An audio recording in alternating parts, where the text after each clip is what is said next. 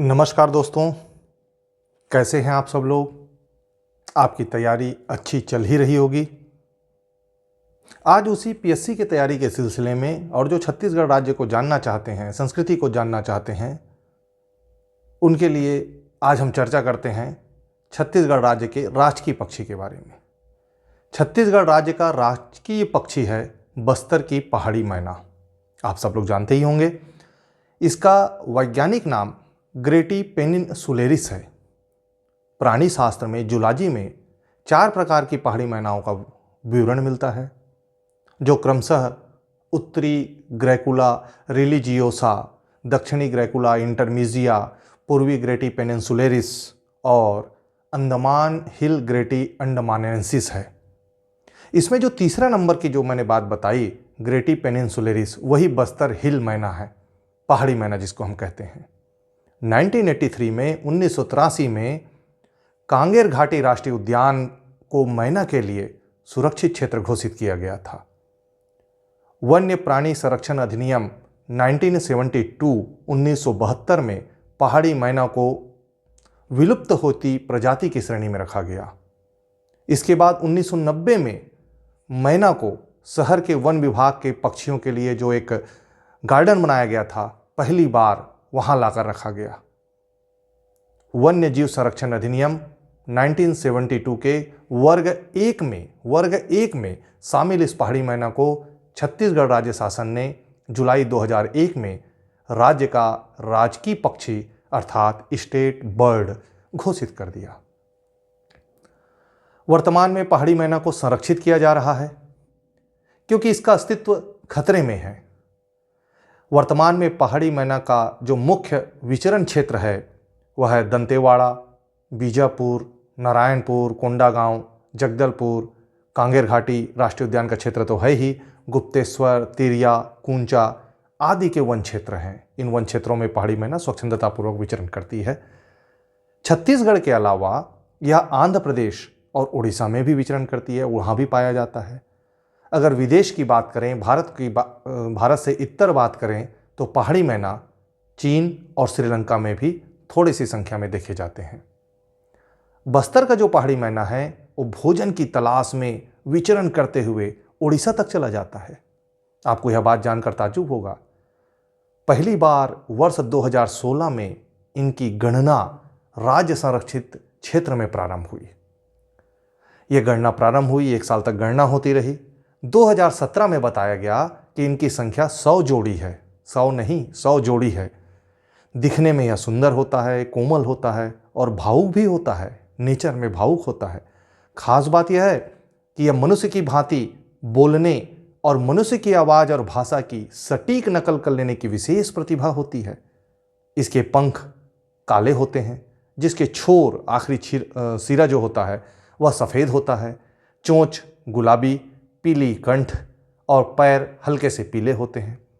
इनकी लंबाई जो नापी गई है विशेषज्ञों के द्वारा वह अधिकतम 28 से 30 सेंटीमीटर तक होती है। अगर वजन की बात करें तो 200 से 250 ग्राम तक इसका वजन होता है। पहाड़ी मैना में नर और मादा मतलब मेल और फीमेल में भेद करना अत्यंत कठिन होता है। दोनों आकारिकी में एक जैसे ही दिखाई देते हैं। यहाँ तक कि विशेषज्ञ भी लंबे समय के अध्ययन के बाद भी नहीं बता पाते कि अमुक पहाड़ी मैना नर है कि मादा। एक बड़ी समस्या उत्पन्न हो जाती है। पर्वतीय वन क्षेत्रों में पेड़ों के छत्रों पर मतलब खोह पर यह बसने वाला पक्षी है। इनका जो पसंदीदा घर होता है वह साल वृक्ष का खोह होता है और यह साल वृक्ष का जो खोह होता है जिसे कठफोड़वा पक्षी अपने लिए बनाया हुआ होता है, इसको पहाड़ी मैना अपने अंडर में कर लेती है। होता क्या है कि पहाड़ी मैना साल वृक्ष में कठफोड़वा के द्वारा बनाए हुए खोहों का कई बार मुआयना करती है, कई बार सर्वेक्षण करती है और कई दौरे के बाद किसी एक खोह को अपना आशियाना बनाकर अंडे देने की सोच लेती है। मार्च अप्रैल के महीने में यह ऊंचे वृक्ष के कोटरों में अंडे दे देते हैं और मई जून में इसके बच्चे आ जाते हैं। जैसे कि कोटफोड़वा जो पक्षी है उसके खोह को पहाड़ी मैना बलात् मतलब बलपूर्वक अपना घर बना लेते हैं, ठीक उसी प्रकार पहाड़ी मैना द्वारा घेरे गए खो को तोता अपना बना लेता है। तो कह सकते हैं कि इनकी प्रतिस्पर्धा तोता से होती है। तोता इनके आवास को छीनने की कोशिश करता है, क्योंकि पहाड़ी मैना और तोता दोनों का आवास और जो खान पान है करीब करीब एक जैसे ही है। तस्करों द्वारा इसे चुरा कर बेचा जाता है पहाड़ी मैना को, जिसके कारण इनका अस्तित्व खतरे में है। छत्तीसगढ़ राज्य में पहली बार किसी पक्षी पर टैगिंग लगाने की प्रक्रिया की गई और जीपीएस सिस्टम से इस पर निगरानी रखा गया, तो वह पक्षी पहाड़ी मैना ही है।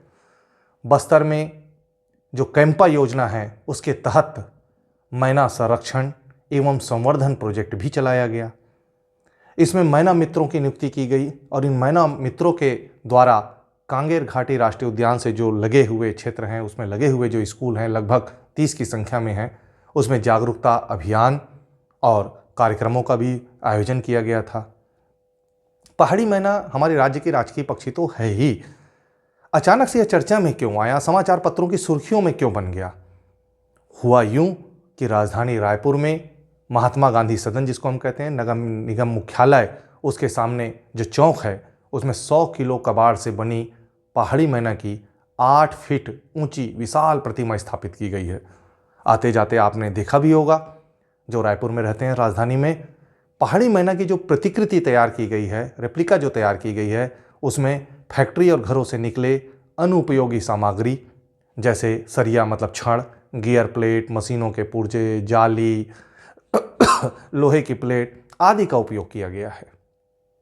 ये सारी चीज़ों से उस पहाड़ी मैना को बनाया गया है। देखने में बहुत सुंदर है। अगर आप कभी राजधानी आए, जो राजधानी से बाहर रहते हैं, रायपुर से बाहर रहते हैं, वो एक बार इसको ज़रूर देखें, और राजधानी वासी तो इसे आते जाते देख ही लेंगे। इस तरह की नई नई जानकारियों के साथ और तथ्यात्मक जानकारियों के लिए, प्रामाणिक जानकारियों के लिए हमारे चैनल को लाइक करें, सब्सक्राइब करें और शेयर भी करें। मैं आपके पीएससी प्रारंभिक परीक्षा तक इस तरह की नई नई जानकारियाँ लेकर उपस्थित होता रहूँगा।